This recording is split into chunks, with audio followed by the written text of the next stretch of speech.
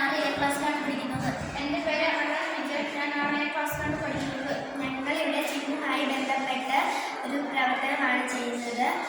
ജലശുദ്ധീകരണം ചെയ്യാനായി ഇവിടെ 4 paper glass എടുത്തിട്ടുണ്ട്. ഒന്നാമത്തെ ക്ലാസ്സിൽ ചെറിയ കല്ലുകളാണ്, രണ്ടാമത്തെ ക്ലാസ്സിൽ കൽക്കട്ടയാണ്, മൂന്നാമത്തെ ക്ലാസ്സിൽ മണലാണ്, നാലാമത്തെ ക്ലാസ്സിൽ കോട്ടനാണ്.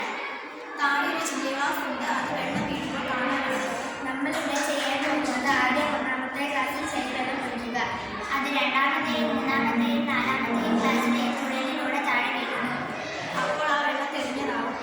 കാരണം കല്ലിൻ്റെയും കരിക്കട്ടയുടെയും മണലിൻ്റെയും കോട്ടണിൻ്റെയും ഗ്ലാസ്സിൽ ചെളിവെള്ളം ചെന്ന് അത് അരിച്ച് തെളിഞ്ഞ വെള്ളമായി മാറുന്നു.